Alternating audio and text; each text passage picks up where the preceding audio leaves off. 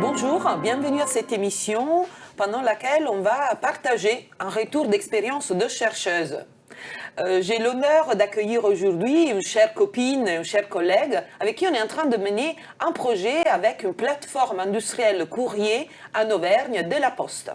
L'objectif de cette émission est double. On veut déjà partager avec vous cette expérience qui porte sur comment on peut engager le personnel dans la transition écologique via une action menée par l'organisation elle-même. Et deuxième point, on veut vraiment partager l'intérêt d'avoir des démarches collaboratives entre académiques engagés et professionnels encore plus engagés. Donc, j'ai le plaisir d'accueillir aujourd'hui Christine Roussat.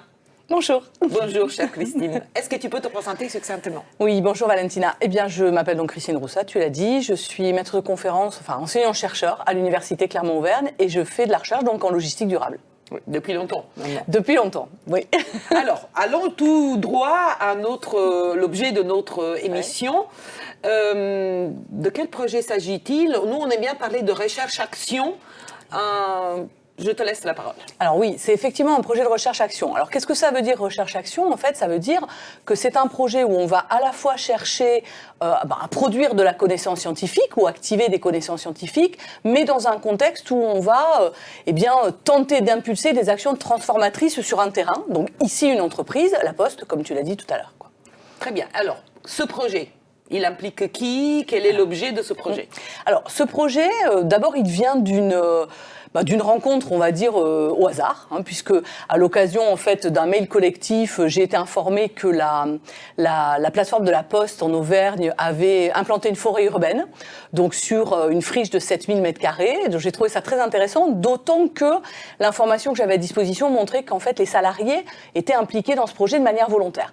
Donc j'ai demandé à rencontrer la directrice de cette plateforme, et après quelques heures, on va dire, de discussions passionnées, l'idée de faire 24 heures de fresque du climat couplée à un projet scientifique a germé en fait de cette rencontre. Alors effectivement, entre nous, on appelle ce projet les 24 heures de la fresque.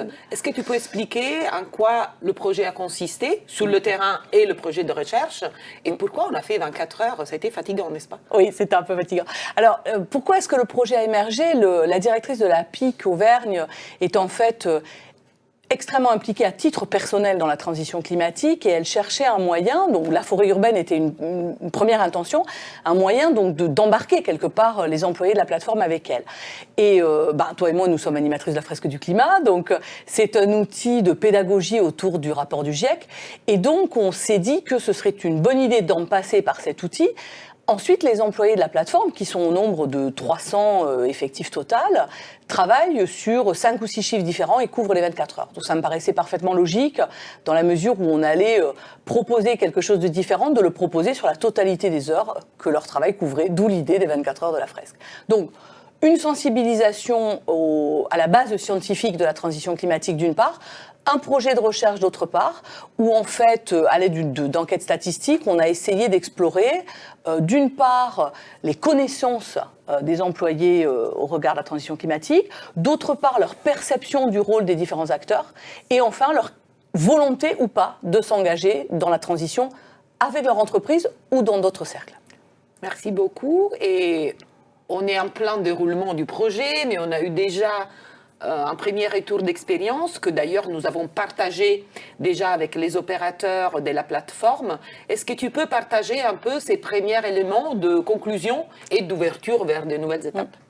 Alors, les premiers éléments de conclusion, et ce que je pense qu'il est important de dire en premier, c'est que les employés de cette plateforme, en fait, sont particulièrement concernés par la transition climatique. Donc ça, c'est un point qui est important. C'est un point aussi qui mérite d'être souligné parce que ce sont des personnes qui en appellent aussi à la responsabilité collective. Un peu comme Valérie Masson-Delmotte l'a fait à la rentrée du gouvernement en disant mais en fait, la responsabilité que l'on porte chacun vis-à-vis de la transition climatique, elle s'exprime aussi à l'aune des responsabilités que l'on exerce. Donc forcément, ces opérateurs que l'on a rencontrés, toi et moi, ce sont des gens qui, pour certains d'entre eux, éprouvent au quotidien des difficultés économiques, qui n'enlèvent rien à leur engagement, mais qu'ils en appellent à une mobilisation peut-être plus importante. Cela étant, et c'est ce que j'ai trouvé assez saisissant dans l'expérience, ils sont plus d'un tiers à se déclarer extrêmement déterminés à agir avec la Poste pour la transition climatique. Donc ça, c'est très positif, je trouve. On a aussi remarqué, tu le sais, que le niveau de connaissances scientifiques, en revanche, et ça c'est quelque chose qu'on a observé toi et moi dans d'autres sphères, celle des étudiants par exemple, est encore à parfaire et que donc la formation à la transition climatique, c'est quelque chose de très important. Oui, une chose c'est être concerné, Exactement. sensibilisé, autre chose c'est être connaissant et donc pouvoir agir en condition de cause, effectivement. Et il faut dire aussi que nous avons été assez frappés par le décalage entre les populations auxquelles on est traditionnellement habitués et des opérateurs sur le terrain qui ont effectivement des moyens différents pour pouvoir agir, mais ils les reconnaissent. Donc, quelles sont les prochaines étapes? Alors, les prochaines étapes, j'ai envie de dire les prochaines étapes, elles ont déjà démarré, puisqu'on a fait il y a quelques jours maintenant, enfin 2 semaines, une première restitution.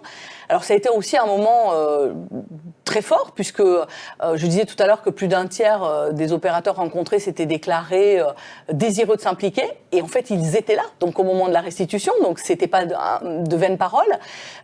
Ils ont proposé 4 axes de réflexion différents, qui sont la sobriété énergétique, la biodiversité, le réemploi, recyclage et la mobilité, évidemment.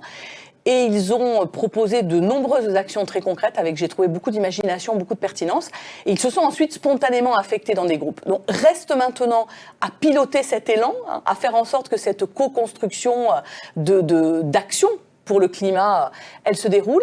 Et pour ce faire, on va donc rechercher un chargé de mission, en fait, pour encadrer ces groupes. Bon, donc ça traduit parfaitement la finalité de mener une recherche, action, intervention. Exactement. Parce que là, on voit très bien que c'est suite aux propositions des opérateurs qui ont voulu continuer, qu'on va effectivement même recruter quelqu'un afin de pouvoir piloter cela. Donc, de ça, nous sommes extrêmement contente. Oui, et on va pouvoir nous aussi, alors de loin en loin bien sûr, mais accompagner ce changement, réfléchir à ce changement, éventuellement impulser des actions complémentaires, donc ça c'est passionnant. Tout à fait, tout à fait. Et en fait, c'est une expérience très ancrée dans le territoire et tout ça. Il faut dire aussi que la Poste est peut-être un acteur un peu particulier. C'est une initiative locale, mais qui s'inscrit aussi dans une volonté plus centrale de faire bouger les choses dans ce domaine. Ah bah ça c'est clair, je pense que la Poste est un acteur un peu emblématique. Un des opérateurs disait d'ailleurs avec beaucoup de fierté, et j'ai trouvé ça très touchant, on montre l'exemple. C'est, je crois qu'on le sait tous, la première flotte électrique du monde. C'est aussi un engagement maintenant corporate à former 50 000 facteurs à la fresque du climat. Mais ce qui est intéressant, c'est justement la complémentarité qu'il peut y avoir entre ce niveau global et ces niveaux locaux de plateforme. Bon, la PIC Auvergne est un bon exemple, et où on se rend compte qu'en fait, les actions que les opérateurs proposent, elles sont aussi certaines purement internes, c'est le cas par exemple de réfléchir au gaspillage, bon ça c'est clair, mais d'autres actions qu'ils ont proposées vont nécessiter une interface avec des entreprises de la zone, avec des associations, avec les pouvoirs publics territoriaux, etc. Donc, ça veut dire aussi que par une entreprise comme ça et par le travail qu'on peut faire, on peut impulser une véritable dynamique territoriale vers la transition. Donc, c'est vraiment l'inscription territoriale et l'encastrement local qui font la spécificité de ces projets. Oui, je trouve. Bon, merci beaucoup Christine. Est-ce que tu as une image, une citation, quelque chose pour sanctuariser un peu cette expérience? Alors, le jour de la restitution, l'un des jeunes acteurs de la qualité, en fait, sur la plateforme, m'a demandé si c'était nous qui allions accompagner le processus. Alors, j'ai dit que non, notre emploi du temps ne nous le permettait pas. Et il m'a dit, il faudra que tu reviennes, on sera tellement content de te montrer ce qu'on a fait. Et j'ai trouvé que cet engagement, cette fierté anticipée presque, c'était vraiment un message d'espoir, je trouve. C'est super, c'est une très belle interaction qui souligne encore une fois un peu l'objectif qu'on a partagé au début de cette émission, qui est celui de dire c'est super important de initier et développer des projets qui fassent dialoguer des gens du terrain, des managers un peu charismatiques, comme la manager qu'on a rencontrée, et des chercheurs et des chercheuses qui ont envie de faire bouger les choses vers des modèles plus sobres, plus durables et plus responsables. Voilà, c'est ça notre message de la fin. Merci et à une prochaine.